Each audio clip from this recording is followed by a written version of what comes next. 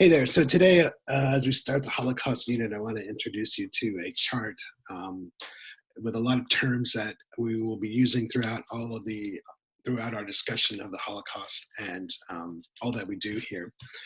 So let me share the screen and show you this chart, and you'll see it in many different ways throughout the course of this unit. But I wanted to explain it to you first. Um, First of all, let's look at the thing in the middle here. They all the bricks, and so this is how I think we are going to be learning about the Holocaust, and maybe it's different from ways that you have learned about this in the past. So first of all, we will start like at the bottom of the bricks down there, the bottom, the big solid square thing at the bottom. This is going to be part one of our study. We start today and tomorrow, and we will start to analyze what is a meaningful and purposeful life. Or in other words, what are the bricks that lay the foundation for a meaningful and purposeful life. And this goes for anyone before World War II or in World War II or even to you today. What are the bricks that make up this foundation of a meaningful and purposeful life? So that's what we'll do first, and then we'll get to a section where we analyze the chipping away of these blocks. That there are some people in the world, whether intentionally or unintentionally, try to chip away these blocks. So, for example, let's say I don't know, education is one of these blocks to a meaningful and purposeful life. Are there people who are trying to chip that away?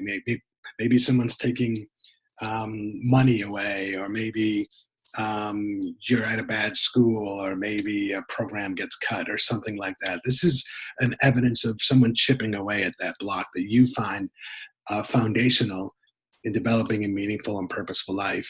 So we'll apply this between the years of 1933 and 1942 when we talk about the Holocaust, that there's a slow chipping away. And hopefully you know this by now, but if you don't, you will learn this by the end of this study of the Holocaust, is that it was a process, right? It didn't just go from one day, everyone was happy, and the next day there's the final solution, right? So there's a slow chipping away of these blocks. And that might help explain like how it happened in the first place, of like how it was allowed to happen. Now, certainly, as you see by the chart, there are those Jews who are resistant to these chipping away, and these are people who are resistors from the inside. And then there are some non-Jews from the outside who recognize that the chipping away is occurring and try to stop it as well. And those are called rescuers. So we have resistors and rescuers that we'll talk about as well. It's during this process that the Nazis are chipping away the foundational bricks to a meaningful and purposeful life. Now, the center point there, the red center point, is the collapse. That is the final solution. That is where the camps are built and millions of Jews are murdered. And maybe that's what you spend most of the time on. But in this study of the Holocaust, we'll spend probably the least amount of time on that moment of history, because I think what's even more interesting, and hopefully you'll recognize this as well, is that once the war is over, then there's this resiliency of the Jewish people and of the world, and this rebuilding of, hopefully, the rebuilding of a meaningful and purposeful life. And that process in and of itself is amazing. And hopefully we want the final goal to be back at the top. You see these full foundational blocks to a meaningful and purposeful life again. I'm not sure we ever get there. I'm not sure we are even there yet now today after the Holocaust, but that's what we're going to try to do. So we're going to try to follow this whole process, determine the foundational bricks to a meaningful and purposeful life, analyze the process of the chipping away of them, find examples of those who resist, and find examples of those who rescue. We'll talk a minute about when all of the bricks are just destroyed and the final solution, or the collapse. And then we'll analyze what happens afterwards as people try to rebuild those blocks, those bricks, and determine whether or not we've achieved that as well.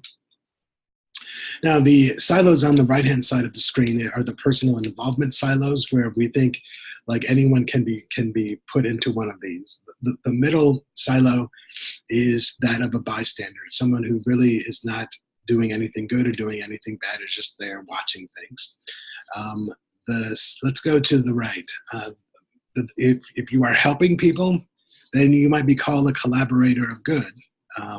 You're helping people do good things.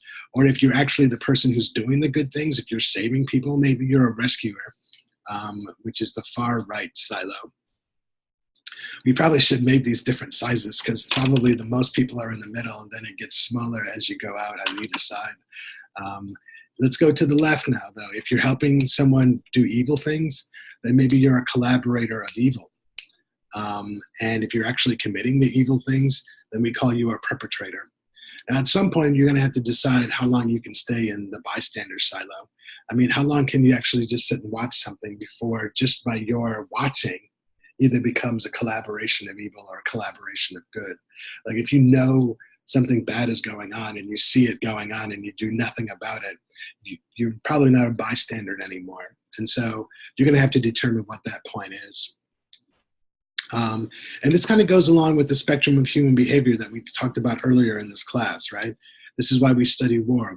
And this is from that first week of the class, is if you look at the bottom of this chart on the right, you'll see that spectrum of human behavior, that we know that in war, sometimes it exploits and exaggerates the consequences of your actions. And so by doing something very simple in World War II, and particularly during the Holocaust, you could have evil consequences or you could have saintly consequences.